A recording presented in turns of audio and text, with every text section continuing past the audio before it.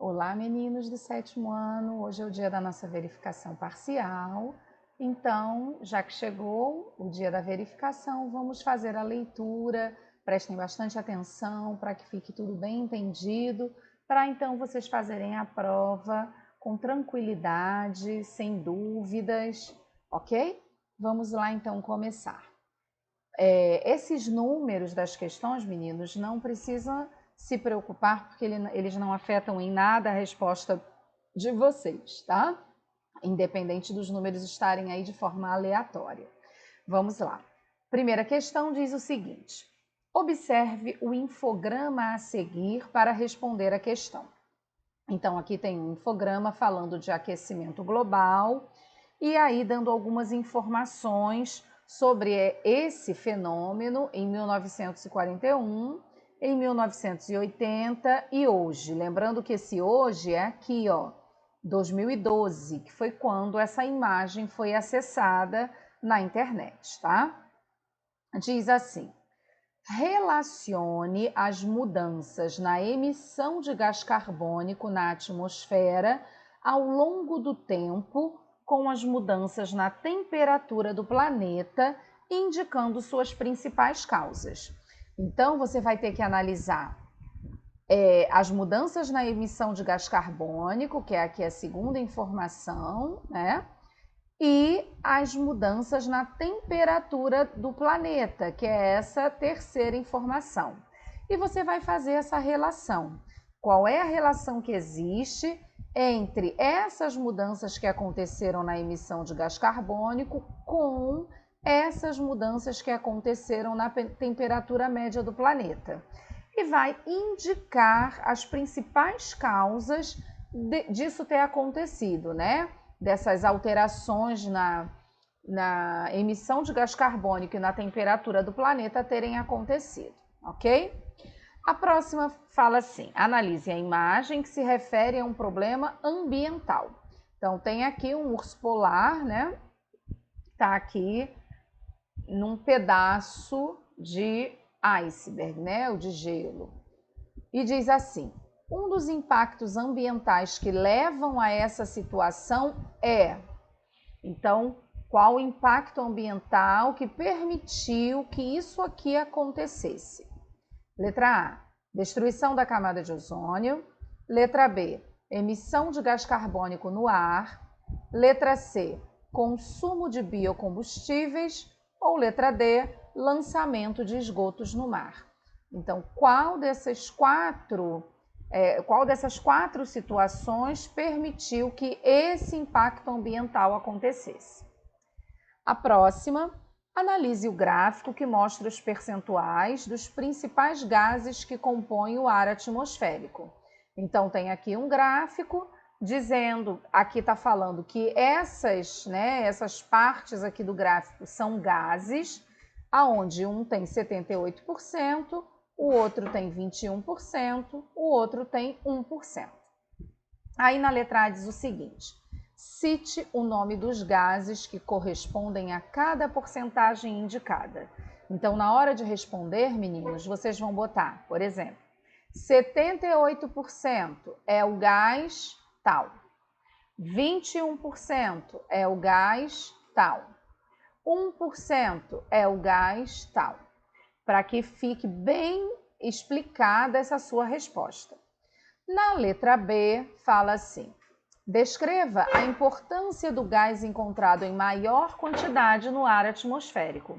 Então, desses três gases aqui que estão sendo representados, qual dos três é encontrado em maior quantidade no ar atmosférico? Aí você vai pôr o nome do gás e explicar qual é a importância desse gás que é encontrado em maior quantidade, ok?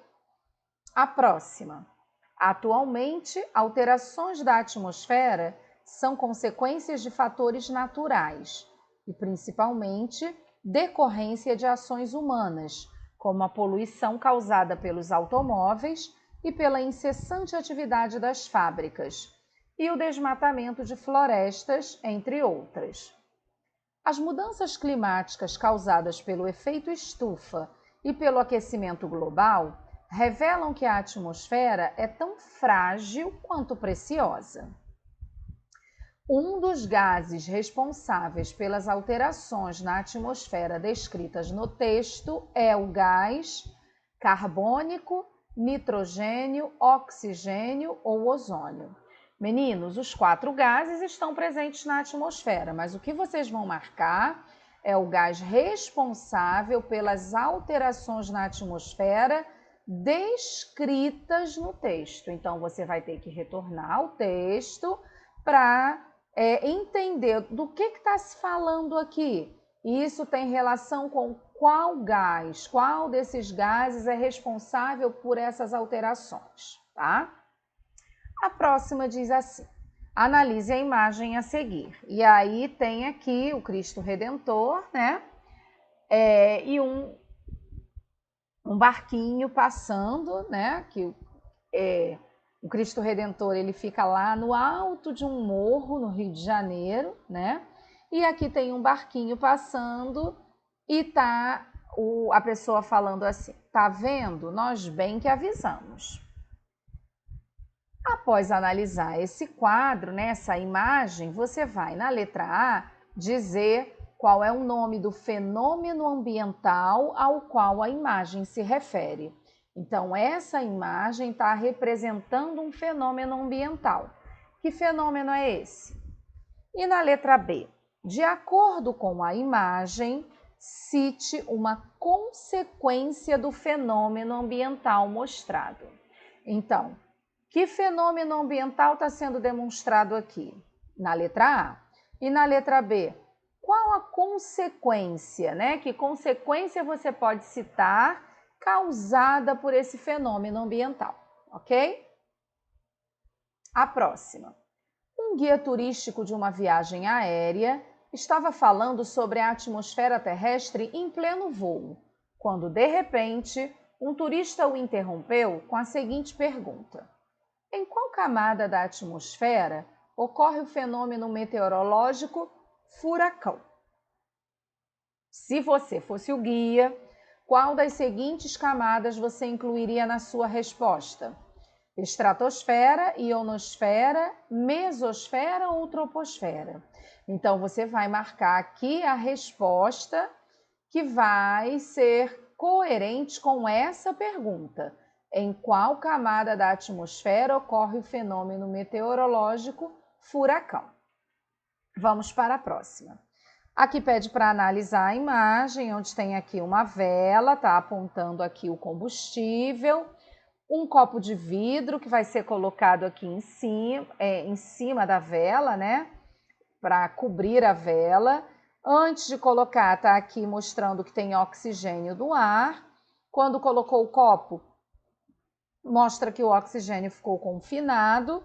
E a última imagem tá a vela com a chama apagada e dizendo que acabou o oxigênio.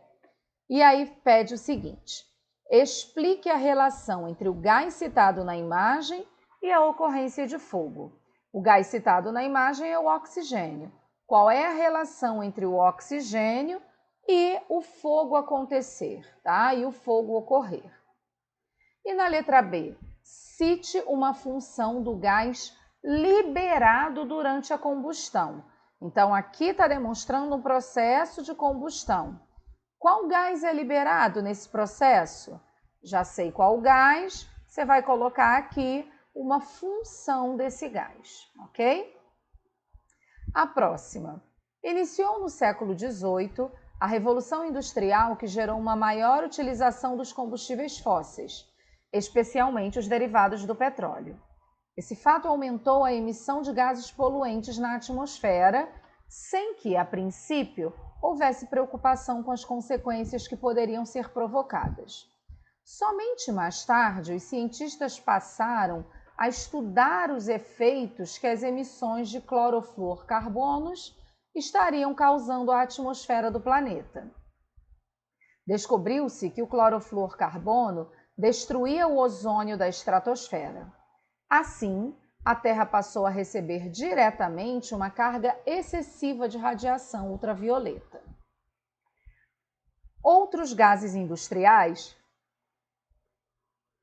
em especial o gás carbônico, e aqui está a fórmula química, né, representado por CO2, ao se acumular na atmosfera, impede a dispersão do calor emitido pelo Sol e provoca um aumento da temperatura do planeta, denominado, então, qual desses 4 itens denomina o aumento da temperatura do planeta?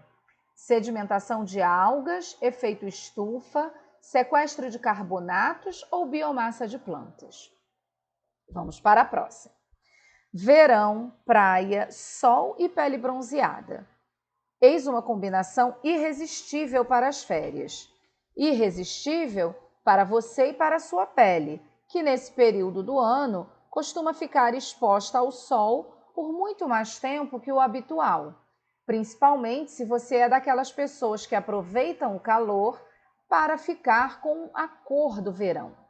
O maior problema nesse caso é que esse padrão de beleza pode levar a uma exposição excessiva e inadequada à radiação solar, que pode trazer sérios danos à pele. O mais grave deles, o câncer de pele. Aí, o que vocês vão fazer? Justifique o risco à exposição excessiva ao sol e do câncer de pele, considerando a camada da atmosfera envolvida e suas características. Então, vocês vão pensar aí, de acordo com o texto, qual é o risco à exposição excessiva ao sol? Qual é o risco do câncer de pele? Qual é a associação entre essas duas coisas, a exposição excessiva ao sol e o câncer de pele? E qual a camada envolvida nessa situação descrita no texto? E quais as características dessa camada, ok? Essa não é uma resposta pequena. Vamos lá para o próximo. Assinale a alternativa que associa corretamente os principais gases que compõem a atmosfera terrestre com seus principais papéis na natureza. E aí vem gás nitrogênio, oxigênio e carbônico. E o papel na natureza? É matéria-prima para o processo de fotossíntese, realizado por plantas, cianobactérias e algas. É matéria-prima para a produção de proteínas e DNA dos seres vivos. É matéria-prima para o processo de respiração celular na maioria dos seres vivos. Então, você vai marcar a opção que faz a associação correta. A letra A, ela está correta com o número 1, 2 ou 3. A letra B e a letra C. E aí você vai marcar a opção correta. Ok? Meninos, essa é a nossa verificação. Eu espero que vocês tenham um ótimo desempenho. Releiam, né? Assistam a esse vídeo, se for necessário, novamente. Façam uma ótima prova e por hora é só. Bye, bye.